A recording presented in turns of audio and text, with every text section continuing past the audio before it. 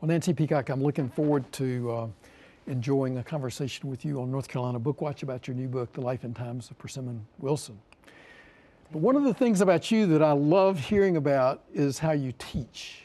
You've got a special, I mean, it's not a patented way because other people use it, but tell us about the prompt writing method that you use. They're called timed writings or prompt writing.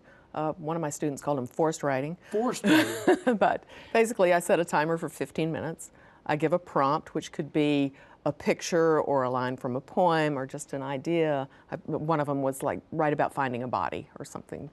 Write about finding something on the side of the road. Write about a first kiss. I gave a picture, you know, what's in this person's mind, or write about from the point of view of a photographer. There can be a lot of different things. I mean, there's endless prompts. And we write nonstop. So you give the prompt, your students and you then write something which relates to that prompt. Right. Or is inspired and the rule by is, it's a launch pad. You know, you don't have to stay on topic. Just let it go where it wants to go. The idea is that instead of, like when I write, I've got to be so careful with each word and each sentence, and it's really a slow process, and sometimes it slows me down, is speed on through. Don't think about it. Just write what's in your mind. Yes. And yes. How does that train you to write?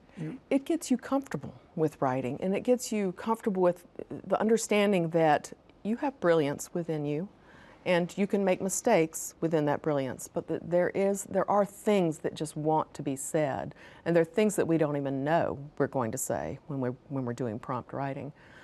So, you know, when I first started writing, I would write one word or two words, or if I was lucky, a sentence, and then I would just crumple up the paper and throw it away, and I would start again. It was painful. And I read a book by Natalie Goldberg called Writing Down the Bones, and this is her method. And it's just start and go. Can you do this by yourself? Yes, but I have. I know that it's better to be surrounded by Right. people who keep you on task, but how would you suggest someone use this sort of as a self-education process? I would suggest. Or maybe you'd say you can't do it that way. No, you can do it that way. I have trouble doing it that way because I just start whining. So there's something about the energy of doing it with people, and nobody has to read out loud. So it's a sort of a supportive environment. There's a collective genius in the room, I think.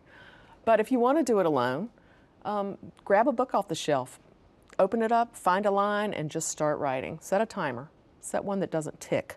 So, a digital timer, so that you're not watching the clock. What's your recommended time? 15 minutes? 15 minutes. Now, can you look to get stuff that you would use later on in? Oh yes, I've used this method. Now I also teach classes in my studio using this method, and we get to go a little longer in those classes. So we'll go for 25 minutes.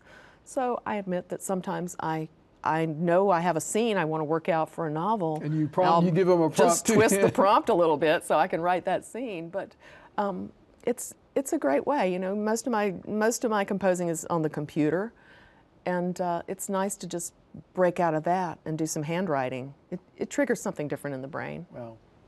Well, I'm glad that something triggered in the brain that took you to the opening sentence of your new book. I've been to hangings before, but never my own.